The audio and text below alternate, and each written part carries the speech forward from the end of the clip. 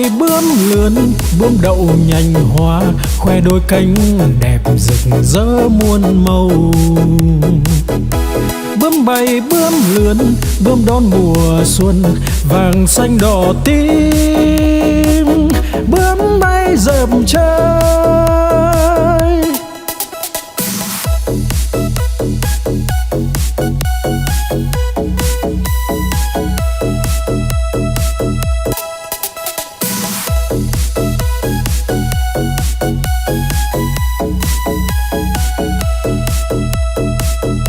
Bướm bay bướm lượn, bướm đậu nhành hoa, khoe đôi cánh đẹp rực rỡ muôn màu.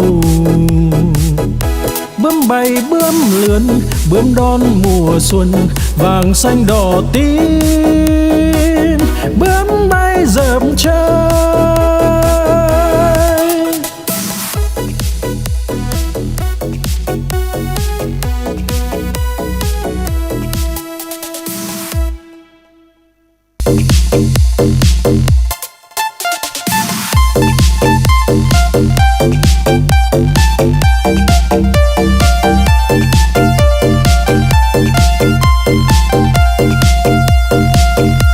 Đi cầu đi quán, đi bán lợn con, đi mua cái xong đem về đun nấu, mua quả dưa hấu về biếu ông bà. Mua một đàn gà để cho ăn thóc, mua lược chải tóc, mua cặp gội đầu, đi mau về mau kẻo trời sắp tối.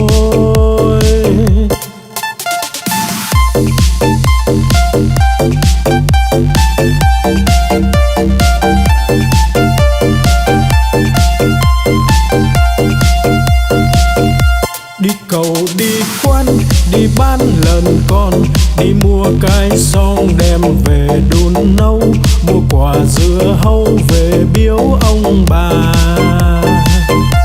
Mua một đàn gà để cho ăn thóc, mua lược chải tóc, mua cặp gội đầu, đi mau về mau kẻo trời sắp tối.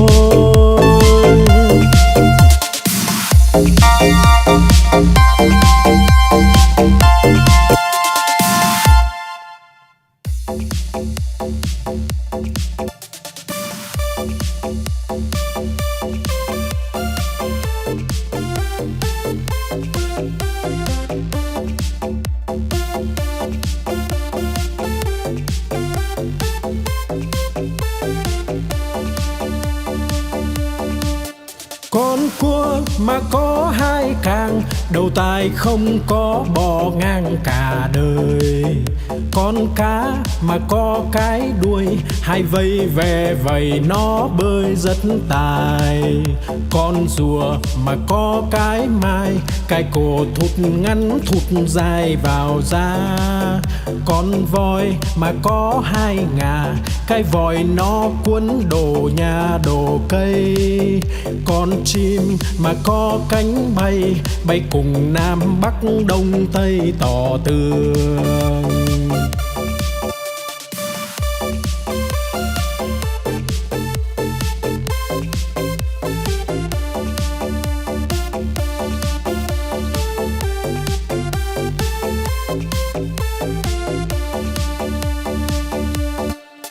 Con cua mà có hai càng, đầu tai không có bò ngang cả đời. Con cá mà có cái đuôi, hai vây ve vầy nó bơi rất tài. Con rùa mà có cái mai, cái cổ thụt ngắn thụt dài vào da. Con voi mà có hai ngà, cái vòi nó cuốn đồ nhà đồ cây. Con chim mà có cánh bay, bay cùng Nam Bắc Đông Tây tỏ tường.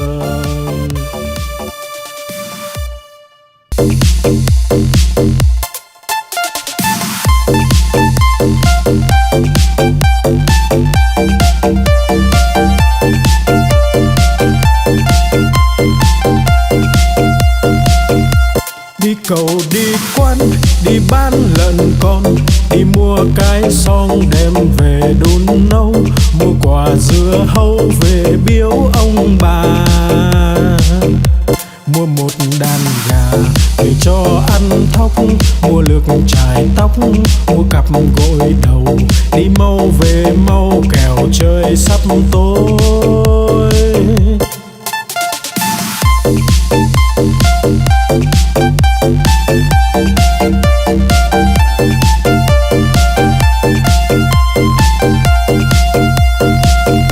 Đi cầu đi quan, đi bán lợn con, đi mua cái xong đem về đun nấu, mua quả dưa hấu về biếu ông bà, mua một đàn gà để cho ăn thóc, mua lược chải tóc, mua cặp gội đầu, đi mau về mau kẻo trời sắp tối.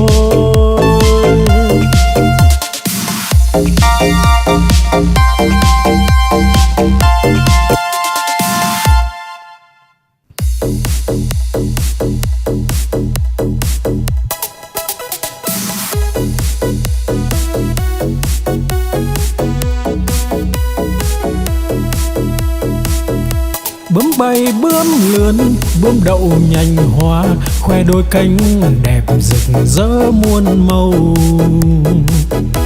Bướm bay bướm lượn, bướm đón mùa xuân, vàng xanh đỏ tím, bướm bay dợp trời.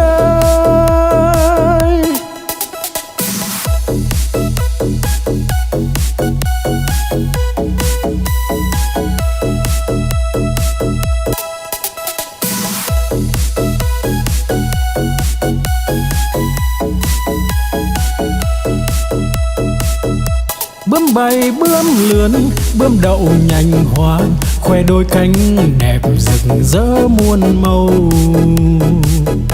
Bướm bay bướm lượn, bướm đón mùa xuân, vàng xanh đỏ tím, bướm bay dợp trời.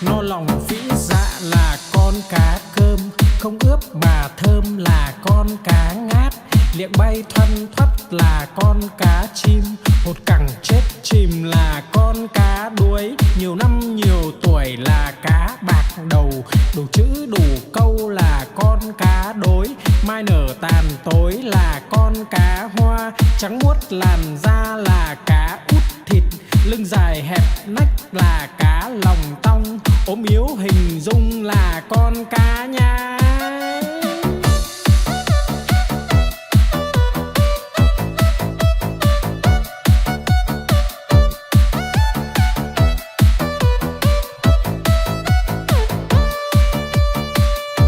No lòng phĩ dạ là con cá cơm, không ướp mà thơm là con cá ngát, liệng bay thoăn thoắt là con cá chim, hột cẳng chết chìm là con cá đuối, nhiều năm nhiều tuổi là cá bạc đầu, đủ chữ đủ câu là con cá đối, mai nở tàn tối là con cá hoa, trắng muốt làn da là cá út thịt, lưng dài hẹp nách là cá lòng tong, ốm yếu hình dung